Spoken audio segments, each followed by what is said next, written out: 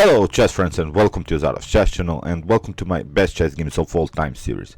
So in this series we see the best of the best chess games that have been ever played in chess history, and today I wanted to show you a very nice game played by Hans Berliner. So maybe most of you haven't heard about Hans Berliner. He wasn't maybe such a great chess player. He was of course a good chess player, but he wasn't one of these top grandmasters. But he was the correspondence world champion back in the 60s, and he was a great computer engineer, and his development of chess computers, I think, had a great influence on computers today, because if you have known his computer high tech already back in the 80s, well, it beat some grandmaster butt already. So we had this world championship match between Deep Blue and Garry Kasparov, in which Garry Kasparov lost against this computer. But back in the 80s, here his Hans Berliner's computer already kicked some butt against some grandmasters. It was unbelievable. So his contribution to chess is, I think, a huge one, and he deserves all the respect, because Hans Berliner also had a tough life. He had to escape from Germany. He was Jewish, and during the World War II, but still had I think a great life. He managed to work on his computer. The computers were his love, and chess was also his love. And when you have that, then of course you have also the best chess computer engineer in history. So today I wanted to show you this correspondence game from the 5th World Championship in correspondence chess. It was played by Yakov Estrin against Hans Berliner, and we'll see that Hans Berliner was already familiar with this most aggressive lines of Spanish or Italian games. There are these really tactical lines which I have to admit I like to avoid, because these tactical battles lead always into these deep calculations, and I think I'm not the best in these types of games.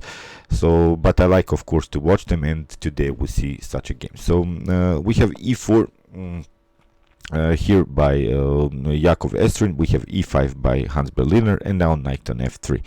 Knight on c6, we have bishop on c4, the Italian game, and we have now this two knight defense of the Italian game. Well, the most common and the most often move here is this knight on g5 with a direct attack on this pawn on f7. Here you can play d5. Here we have e takes d5, and here if you try something like, well, knight on d5, this is this most common tactical line. Knight on f7 can be played after king takes on f7. We have queen on f3 with a double attack, king on e6, and then knight on c3 can be played. But now knight on b4, and here castling leads after c6, well, in this most aggressive line with d4. And you see, although black is a piece up, still white has a very nice continuation here with this direct attack. I've seen some winning games here for black, I've seen some losing games, but as I said, this is too much tactics for me. Here let's go back after e takes d5. Hans Berliner continues with this knight with this b5 move, which is also very often played. In 2016, Magnus Carlsen crushed really Arkady Najic in this line. Here after b5, well, you have several options now. If you take bishop takes on b5, well, queen on d4 is a good move, of course, with a direct attack on the bishop. Here after bishop on c6, queen takes on c6, queen on f3 can be played, and now e4 seems good, but you have this very annoying move, queen on b3. And if you try something like bishop on c5, I think queen on f7 is perfectly fine, king on d8, and then castling. Well, I don't know, white lost the bishop pair, but still the king is here endangered a little bit on d8. This g7 pawn is saying, so I don't know. I think that black is not good here. So That's why here bishop on f1 was played by Yakov Estrin. It's the same continuation that Arkady Nijic played against Magnus Carlsen, and here we have knight on e4. Well, Hans Berliner didn't even take this pawn on d5. He simply played for an aggressive development here, and here we have c3. Now knight on d5. If you take immediately, c takes d4. It doesn't bring you so much because we can take. If you try bishop on b5, then king on d8 is a good choice because still white has to castle, but black has now a better activity, and I think it's perfectly playable here. So that's why here after knight on e4, knight on d4, knight on e4 was played, and here Hans Berliner played a very interesting idea. He leaves the knight hanging with the preparation maybe to play knight on f4, bishop on g4, and similar ideas with some attacks with these two minor pieces and the queen. And here knight on g3 was played, getting at white gets of course first out of the attack, but still Hans Berliner doesn't move the knight from d4. He plays first bishop on g4, and now of course f3 was played, and well, white thought that okay, here I have attacked two pieces, and in the next move I can take one. But here very interesting move by Hans Berliner. He played the move e4. Of course you cannot take with the f pawn, you cannot take also with the knight because of the spin, and here by the pin on the bishop. So after e4 we have finally now c takes d4, and the main problem from white's perspective is this lack of development. And you see this bishop, this knight, and the rook is really not developed, and you see how really tactical this Italian game can be. It's unbelievable. So much theory, so much sidelines, and so much attacking possibilities for both sides. So as I said, I try to avoid that kind of stuff. Here after c takes d4, you see Hans Berliner brings the last attacker in the game, the bishop on d6, and of course we have now the threat bishop takes on d6, and here of course you cannot take because you you lose the rook on the h file. So here queen on e2 was played. If you try something like f takes g4, you see this could be really deadly. As said, you have to take after takes. You don't have even to take the rook because it's a forced checkmate. Queen on g3 is the continuation. After king on e2, then we have knight on f4, and it's a beautiful checkmate. So after bishop on d6, white tried bishop on b5.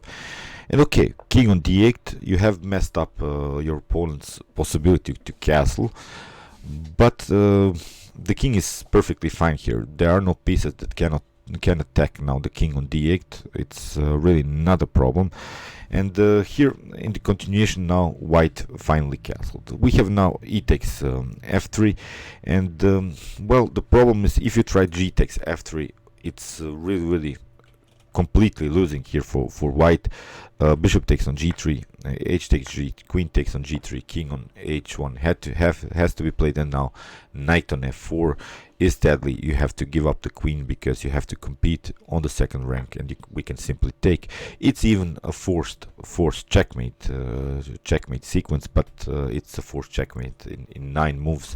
So here it's a lost game anyway here for white. So that's why not g takes f3 was played, because rook takes on f3, and now we have rook on b8 with an in-between attack on the bishop on e2. Now we have bishop takes on f3, bishop takes on f3, and now queen on d4. Now of course king on h1 had to be played, and now bishop on g3. Well, we want to create this checkmate pattern. We want to create, because the queen is cutting off this very important dark square for the king, and the idea is to bring the rook on e8, rook on e6, and then rook on h6 is of course the idea. That's why here h takes g3 first, and now rook on b6. Of course, okay, black is bringing up another rook in the attack, but now d3, and we have very powerful move, knight on e3, cutting off this very important diagonal, because we want, as said, to bring some rooks here. On h6 we have bishop takes on e3, queen takes on e3, and now bishop on b4, with the idea, of course, after rook on h6 to play the move bishop on h3. So it's it would be game over, I think, for black. So that's why first move here, h5. If you take, then of course we can create this very annoying battery on the h file, and again it would be game over. You cannot compete anymore with the powerful rooks on the h file. So that's why after h5 here, bishop on h3 was played, but now g5. Very strong move again, trying to trap the bishop here. Knight on d2 was played, and well, maybe queen on f3 would be the better continuation. Okay, after queen takes on f3, g takes f3, but now rook on g2. It's really rook on b2, pardon me. It's really unclear here. Knight on c3 can be played. Still, I think black is better, because the queens are off the board. You don't have so much problems here. The king is still in the center, but it doesn't matter. Here we have 5 pawns. White has only 4 pawns, so I think it could be really completely winning here for black. So instead of that, knight on d2 was played, and here of course now finally b4, we have knight on c4. Okay, we have to fork, but now first queen takes on g3, knight takes on b6, and here you have first this very important move, g takes h3, not to take the knight, because we are threatening now checkmate here on g2. So that's why the queen had to come in between. Queen on f3, we have h takes g2 first with a check. You have to take with the queen. Queen takes on g2, king takes, and now we can take c takes b6. You see, we have now an endgame in which black has 4 pawns, white has 3 pawns. It's a completely winning endgame, but let's see how the game continued. Rook on f1 was played. King on e7. We have rook on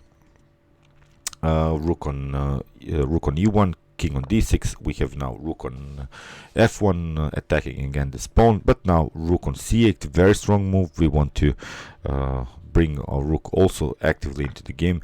Rook takes on f7 was played. Now rook on c7. Very strong move. See, you cannot take, because if you take, we would have this distant pass pawn situation in which white would be deflected and will compete with this pawn on the h file. Meanwhile, we can attack this pawn, but we are much more closer to these 2 pawns, and in the continuation we'll grab them, and we will have a completely winning endgame. So this is this thematic distant pass pawn situation here. After rook on c7, rook on f2 was played, but now you see black's king, again we have the distant pass pawn situation, but the problem from white's perspective is that black has this more centralized king. The king gets now really nice into the game. Here we have a4, king on d4, we have a5. Of course we can take the pawn. We have now rook on f3, king on c2. b4 was played, but now very important move, b5, because we don't want to lose now any pawns. We want to grab these 2 pawns and create a pass pawn situation, because the knight is far away from the action, and that's the main problem. You see, black's king was much more centralized, and that's why it was a really completely winning endgame here for black. a6, rook on c4. We have rook on f7, rook takes on b4, rook on b7, and now we have rook on g4, king on f3, and now b4, rook takes on a7, and now b3. And in this position white resigned, because if you try something like rook on c7 with an attack on the king, we can simply play rook on king on b1. If you try something like a7, we can play rook on a4, and in the continuation we can play b2, king on a2, and then really promote to queen here on b1. So great game, I think. Great Italian game, great tactical game.